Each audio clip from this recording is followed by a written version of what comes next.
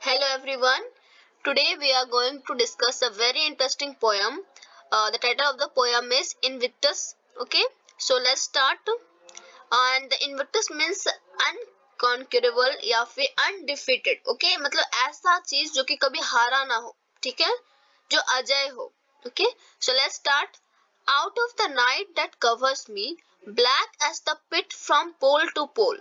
Okay, सो यहाँ पे कह रहा है कि ये जो रात जो कि इतनी अंधेरी है, ब्लैक एज द पिट, पिट यानी कि कोल माइन, ठीक है, कोयले की खान की तरह, जो कि हर जगह फ्रॉम पोल टू पोल, हर corner, everywhere it is dark, black, ठीक है, इतना अंधेरा है हर जगह. I thank whatever gods may be for my unconquerable soul.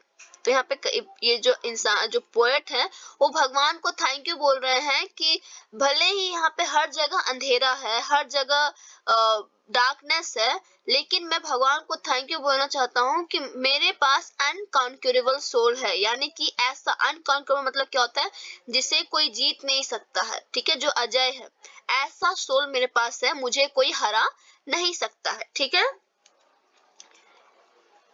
In the fell clutch of circumstances, I have not winced nor cried aloud. ठीक है. In the fell clutch मतलब बहुत कस के पकड़. ठीक है.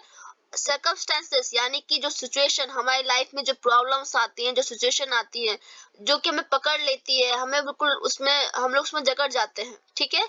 लेकिन ऐसे सर्कमस्टेंसेस में भी ना मैं ही बिंस्ट क्यों, बिंस्ट यानी कि थोड़ा सा भी आवाज नहीं निकाला और ना ही रोया हूँ.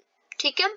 Under the bulge goings of chances, my head is bloody but unbowed. ठीक है. bulge goings मतलब क्या होता है, beating down with a thick stick और एनी हैवी ऑब्जेक्ट. यानी कि ये जो फेट, ये जो प्रॉब्लम, जो ये प्रॉब्लम्स हैं, जो हमारी लाइफ में ये सर्कमस्टेंसेस है, इन्होंने मुझे बहुत बार मारा, स्टिक से मतलब बहुत मारा, हताश किया, लेकिन मेरे सर पे बहुत खून है, बहुत चोट लगी है, लेकिन मेरा सर झुका नहीं है. ठीक है, मैं झुकने वाला नहीं हूँ, भले ही मुझे कितना भी चोट क्यों ना लगे, मैं झुकने वाला नहीं हूँ इन प्रॉब्लम्स के आगे. ठीक है, लाइफ में जो प्रॉब्लम्स आते हैं, इनके आगे मैं झुकने वाला नहीं हूँ. Beyond this place of wrath and tears, wrath यानी कि प्रॉब्लम्स, ठीक है, ग्रेट एंगर, ठीक है, यानी कि ये जो बहुत ज्यादा जो ये गुस्सा है हम इन लाइफ का मुझ पे, ठीक है, looms but the horror of the said, यानी कि डेथ, जो ये मरने का जो डर है, and at the menace of the years, menace means मनुष्यत, ओके, मतलब bad thing, finds and shall find me unafraid. ठीक है. तो यहाँ पे क्या कह रहा है कि ये जो गुस्सा है, ये जो मरने का डर है, और ये जो मनुष्यत है इस साल का, ये सब जब भी मुझे पाएगा तो मुझे निडर ही पाएगा. मैं कभी इनसे डरने वाला नहीं हूँ, इन प्रॉब्लम से, इनके गुस्से से, इनके मनुष्यत से, इस मौत के डर से मैं डरने वाला नहीं हूँ, और मुझे ये हमेशा निडर ही पाएगा. फाइंड्स एंड सेल्फ फाइंड यानी कि पाएगा, और हमेशा हमेशा पाएगा कि मैं निडर हूं इनके सामने, मुझे किसी का डर नहीं है. It matters not how strait the gate, how charged with punishment the scroll. ठीक है. स्ट्रेट मतलब नैरो, और यहाँ पे how charge with punishment the scroll means what happens to him in life. तो यहाँ पे ये कह रहा है कि ये मैटर नहीं करता कि जो गेट है, जो आपको, जो जहां से आप एस्केप, जहां से आप बच सकते हो, कितना छोटा, कितना पतला हो. ठीक है. और या फिर जो आपको पनिशमेंट है, या फिर जो कुछ भी आपकी लाइफ में हो रहा है, उससे आपका कैसा रिएक्शन होता है. ठीक है. यहाँ पे क्या कह रहा है कि I am the master of my fate, I am the captain of my soul. Matter ये करता है कि आप अपने फेट, फेट यानी कि जो चीज जो कि तय है, जो कि होगा, ठीक है, the event in someone's life that will happen to them no matter what they do, they have no control over them. यानी कि फेट पे हमारा कोई कंट्रोल नहीं है, जो किस्मत होती है उस पे हमारा कोई कंट्रोल नहीं है, वो होना होता है, वो प्रीफिक्स है, पहले से ही फिक्स है कि होगा. ठीक है, उस पे हमारा कोई कंट्रोल नहीं है. ठीक है. तो I am the master of my fate and I am the captain of my soul, यानी कि मैं अपने सोल का कैप्टन हूँ, मेरे साथ जो भी होगा, लेकिन मेरा रिएक्शन मुझ पर डिपेंड करता है कि मैं उस चीज से कैसे रिएक्शन देता हूँ. ठीक है. अगर मेरे साथ अच्छा होता है तो मेरा रिएक्शन कैसा होगा, मेरे साथ कुछ अगर बुरा होता है तो उस समय मेरा रिएक्शन कैसा होगा, उसका फुल जिम्मेदारी मेरा है. ठीक है. So I am the captain of my soul. तो इसलिए मैं क्या हूँ, मैं निडर हूँ, चाहे कितना भी अंधेरा क्यों ना आ जाए, चाहे कितनी भी मनुष्य क्यों ना आ जाए, चाहे मौत का कितना भी डर क्यों ना हो, मैं हमेशा निडर रहूंगा। ठीक है, यही इस पोयम में है। यानी कि इस पोयम में आपको क्या शो कर रहे हैं कि हमें हमेशा निडर होना चाहिए। ठीक है, उन्होंने किसने लिखा है? William Ernest Henley was a famous poet, critic, and editor of a late Victorian era in England. He suffered a tuberculosis infection when he was in his early 20s. यानी कि जब सिर्फ 20 साल के थे, इनको ट्यूबरक्लोसिस का प्रॉब्लम था। ठीक है, and this resulted in an assumption of a leg below the knee. Henley was in great pain for 20 months and he wrote Invictus and other poems during this time. तो इस बीमारी के कारण उनका जो पाँव था वो डैमेज हो चुका था, खराब हो चुका था। ठीक है, और उनको 20 महीने तक बहुत ही दर्द में थे वो। ठीक है, और उस समय उन्होंने ये पोयम लिखा था और ऐसे ही ना जाने कितने सारे इंस्पायरिंग पोएम्स लिखे थे। ठीक है, क्योंकि उन्होंने उस समय फील किया था, उस समय वो बिल्कुल डेथ के बिल्कुल करीब थे और उस समय उन्होंने कहा था कि मुझे कुछ डर नहीं लगता डेथ का। तो ये शो करता है कि वो कितने ज्यादा ब्रेव थे। ठीक है, तो Invictus is the Latin for unconquerable, invincible, undefeated. ठीक है, इसका मतलब होता है कि ऐसा कोई जिसे हराया नहीं जा सकता है, जो कि अनडिफीटेड है। ठीक है, The theme of the poem is to find the strength to overcome problems and difficulties. इस पोयम का मेन थीम यही है कि कैसे हमारे अंदर ये स्ट्रेंथ होना चाहिए। ठीक है, हमें वो स्ट्रेंथ ढूंढना होगा, हमें वो स्ट्रेंथ फाइंड करना होगा, जिससे कि हम कोई भी प्रॉब्लम, कोई भी डिफिकल्टी जो हमारी लाइफ में होती है उसको हम पार कर सकें। ठीक है, जैसे इन्होंने खुद बहुत बड़ा डिफिकल्टी अपने लाइफ में सहा था, लेकिन इन्होंने कहा कि इनका जो सोल है वो अनडिफीटेड है, यानी कि इन्हें कोई हरा नहीं सकता है। ठीक है, The speaker gives thanks for his unconquerable soul because although he suffers a great injury, he does not give up. ये जो वर्ड है give up, वो कभी गिव अप नहीं देते, कभी हार नहीं मानते, कोशिश करना नहीं छोड़ते। ठीक है, तो ये शो करता है कि उनके पास एक अनकॉन्क्यूरेबल सोल है जिसे कोई जीत नहीं सकता है। ठीक है, तो यही इस पोएम का मैसेज था। Let's see the question answers. Answer this questions. First one, what is the speaker thankful for? Speaker किस बात के लिए थैंकफुल है? तो यहाँ पे आप क्या लिख सकते हैं? The speaker was thankful for an unconquerable soul. Next, second one, what makes it clear that the speaker will not give up? Choose lines from the poem to support your answer. क्या इस बात को clear करते हैं कि speaker जो है वो गिव अप नहीं करने वाले, वो कभी हार नहीं मानने वाले हैं? आपको लाइन चूज करना है पोएम से। पोएम में ऐसे बहुत सारे लाइन्स है, जैसे यहाँ पे एक लाइन है, my head is bloody but unbowed, यानी कि मेरे सर पे बहुत चोट लग चुका है बट मैं झुका नहीं हूँ। ठीक है, ये शो करता है कि वो गिव अप नहीं करने वाले हैं। एंड सेकेंड एक और, कि find and self find me unafraid.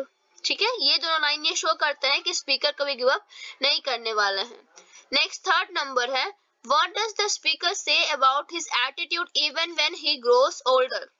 Speaker क्या कहते हैं, उनका एटीट्यूड कैसा रहेगा जब वो बड़े हो जाएंगे? तो यहाँ पे देखिए पोएम में एक लाइन है, beyond this place of worth and tears looms but the horror of the shade and aid the menace of the years find and self find me unafraid। यहाँ पे देखिए जो लाइन है ये शो करता है कि उनका एटीट्यूड, कि जब वो बड़े हो जाएंगे तब भी उनका जो सोल है वो क्या होगा, वो अनअफ्रेड होगा, किसी से डरेगा नहीं, बिल्कुल निडर होंगे वो। ठीक है, ओके नेक्स्ट क्वेश्चन है, do you think the speaker has the strength of a hero?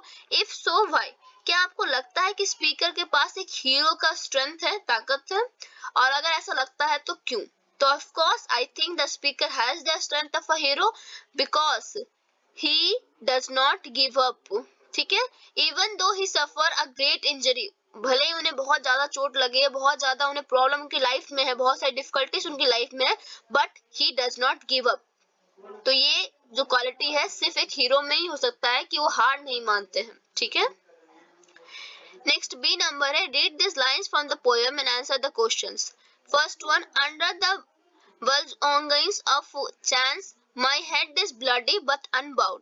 Do you think the speaker has suffered mentally or physically? क्या आपको लगता है कि इस लाइन में कि स्पीकर मेंटली या फिजिकली कुछ पेन सफर किए हैं? तो yes, I think the speaker has suffered mentally and physically. ठीक है, मतलब वो दोनों तरह से सफर किए हैं, ठीक है।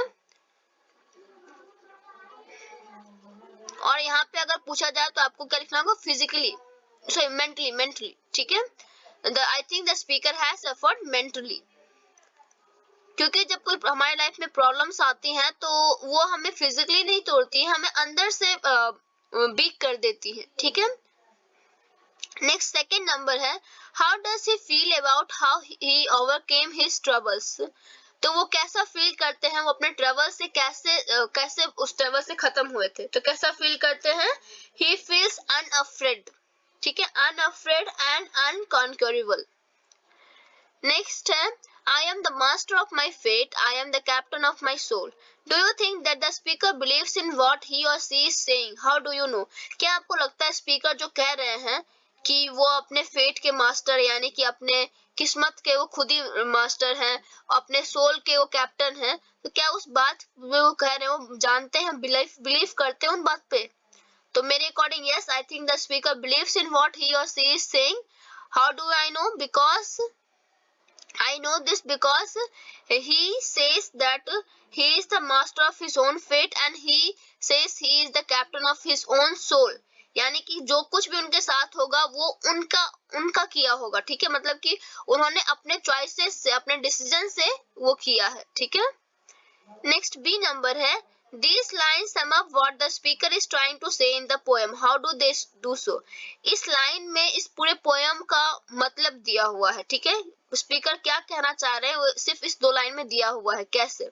तो इस दो लाइन में हमने देखा कि इस दो लाइन में कहा गया है कि हम लोग को अपने फेट, किस्मत के भरोसे अपना सारा काम नहीं छोड़ देना चाहिए, ठीक है, किस्मत के भरोसे छोड़कर गिव अप नहीं कर देना चाहिए, क्योंकि किस्मत हमारे हाथों में, ठीक है। We are the master of our faith, okay, and we are the captain of our soul. हम लोग खुद ही अपने आत्मा, अपना सोल के कैप्टन है और अपनी किस्मत हमारे हाथों में। अगर हम किस्मत के भरोसे सब कुछ छोड़ देंगे तो हम कुछ नहीं कर पाएंगे अपनी लाइफ में, ठीक है। तो यही इस पोयम में स्पीकर कहना चाह रहे हैं, ठीक है। अब यहाँ पे सी नंबर है, answer this questions. First one is alliteration is a technique where words that are next to each other or close together start with the same letter or the same sound. Identify the alliteration in the second stanza. Alliteration क्या होता है? ये एक तरह का technique है जिसमें कि हम सेम सिमिलर वर्ड्स को, यानी कि जैसे ऐसे वर्ड्स जो कि सिमिलर वर्ड से स्टार्ट, सिमिलर लेटर से स्टार्ट होते हो, उनको एक साथ बोलते हैं, ठीक है। जैसे कि आप यहाँ पे देखिए सेकंड स्टैंजा में एक वर्ड है, ये देखिए ब्लडी बट, ठीक है, यहाँ पे देखिए ब्लडी बट, तो यहाँ पे बी से स्टार्ट हुआ, तो ये क्या एक तरह का एलिट्रेशन है, ओके। तो वैसे वर्ड्स को हम लोग क्या कहते हैं, एलिट्रेशन, जो कि सिमिलर साउंड्स भी करते हो और सिमिलर लेटर्स से स्टार्ट होते हो, ठीक है। अब यहाँ पे नेक्स्ट है, in the first line of the poem night is the metaphor for the speaker's pain and suffering. हमने पहले लाइन में देखा कि कैसे स्पीकर ने अपने प्रॉब्लम्स को, अपने डिफिकल्टीज को नाइट से कंपेयर किया, ठीक है। तो ऐसे जब हम कंपेयर करते हैं तो उसे क्या कहते हैं, मेटाफोर कहते हैं, ठीक है। तो metaphor is an expression that describes a person और object by comparing it to something that is similar. For example the city is a jungle, जैसे सिटी को जंगल से कंपेयर किया जाता है, ठीक है। तो मेटाफर क्या है, एक तरह का एक्सप्रेशन है जिसमें कि हम किसी चीज को, किसी पर्सन को, किसी ऑब्जेक्ट को कंपेयर करते हैं दूसरे चीज से जो कि सिमिलर हो, ठीक है, तो उसे हम कहते हैं मेटाफर। जैसे कि हेयर, यहाँ पे क्या है, come up with metaphors for your own for these things. इन चीजों के लिए आपको मेटाफर बनाना है। जैसे कि हेयर को किससे कंपेयर किया गया है, स्ट्रीम ऑफ इंक।